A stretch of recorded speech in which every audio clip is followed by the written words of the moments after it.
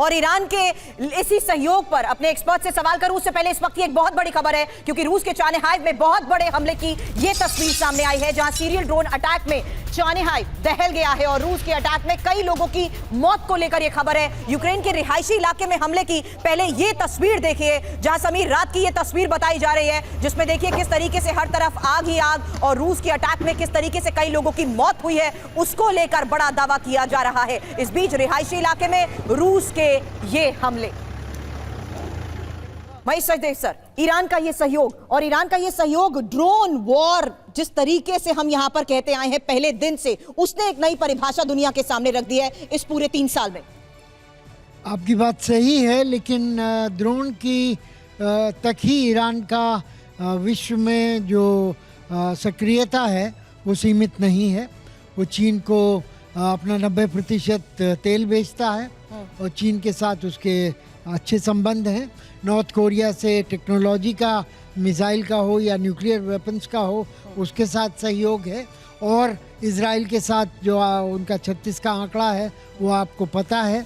और अमेरिका के साथ जिस तरह से वो वार्तालाप कर रहा है न्यूक्लियर एग्रीमेंट को रिवाइव कराने के लिए, वो भी किसी भी तरफ जा सकता है। अगर उल्टी तरफ जाता है तो सैनिक हमला हो सकता है ईरान के ऊपर और उसका परिणाम बताना काफ़ी मुश्किल होगा। लेकिन खाड़ी के और देशों पर ईरान बदले की कार्रवाई कर सकता है।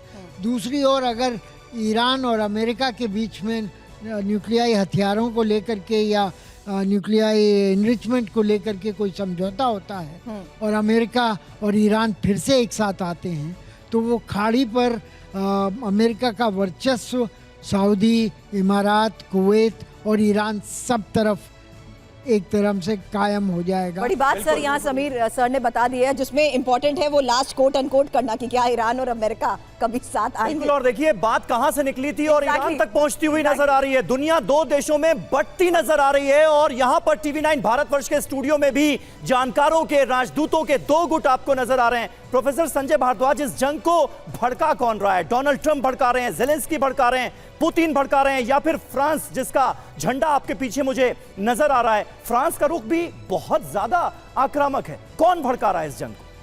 देखिए, मुझे लगता है कि फ्रांस यूरोपियन सिक्योरिटी के लिए बहुत ज़्यादा कॉन्शियस है। वो ये बात समझता है कि अगर यूक्रेन पे रशिया फतेह पाता है तो जो थ्रेट है वो बिल्कुल एकदम यूरोप के बॉर्डर पे आ जाएगी। और इसीलिए फ्रांस कहता है कि हम पोलैंड को क्रिप्टो न्यूक्लियर पावर बना देंगे, क्योंकि फ्रांस एक मिलिट्री पावर है, एक न्यूक्लियर पावर है, यूएन सिक्योरिटी में परमानेंट मेंबर है, हर तरीके से। और वो अपने दम पे यूरोपियन सिक्योरिटी की बात करता है। वहीं पर उन्होंने एक बात और कही, चीन को देखिए सचेत किया कि अगर चीन अगर नॉर्थ कोरियन सैनिकों को लड़ने से नहीं रोकेगा तो नाटो है, नाटो एशिया में भी पहुंच जाएगा। यानी कि पूरी तरीके से नाटो के कॉन्टेक्स्ट में या यूरोपियन सिक्योरिटी के कॉन्टेक्स्ट में फ्रांस बहुत कॉन्शियस है। दूसरी बात जो है, फ्रांस चाहता क्या है? फ्रांस कहता है कि यूक्रेन में एक लॉन्ग लास्टिंग जस्ट पीस हो। जस्ट का मतलब है कि जो क्षेत्र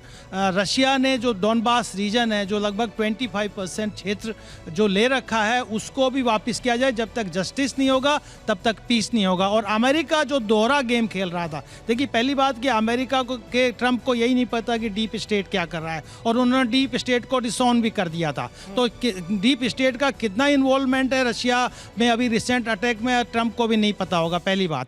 दूसरी बात कि फ्रांस अमेरिका पे भी विश्वास नहीं करता। जिस तरीके से डायरेक्ट डायलॉग ट्रंप करना चाहता था रशिया के साथ में, उसमें यूरोप भड़काने वाले कैंप में है या पीस कैंप में है? नहीं, फ्रांस पीस चाहता है, लेकिन अपनी यूरोपियन सिक्योरिटी के को इंश्योर करके जो इनसिक्योरिटी क्रिएट किया है रशिया ने। ठीक है, ये इंपॉर्टेंट बात कही आपने फ्रांस के रुख को लेकर, और संजय जी के मुताबिक फ्रांस जो है वो पीस कैंप में। हालांकि किरदारों की यहां पर आपने समीर बात की थी, तो बता दें कि इस जंग के 3 अहम किरदार पुतिन, ज़ेलेंस्की और ट्रंप, और इनकी भूमिका के बारे में यहां पर जान लीजिए, क्योंकि पुतिन ने फैसला किया है यूक्रेन पर आक्रमण का, जिससे इस महाजंग की शुरुआत हुई और जेलेंस्की ने फैसला किया हमले के बाद बारूदी पलटवार का, जबकि युद्ध की शुरुआत में अमेरिका के राष्ट्रपति ट्रंप थे और उन्होंने कहा था 24 घंटे में युद्ध रुकवा दूंगा। और इसी तरह एक्शन की बात करें तो पुतिन ने यूक्रेन के कई प्रांतों पर कब्जा कर लिया है। समीर जी हां, और वहीं जेलेंस्की ने रूस के कुर्स समेत कई इलाकों पर बड़े हमले अंजाम दिए। ट्रंप ने युद्ध रुकवाने की पहल की।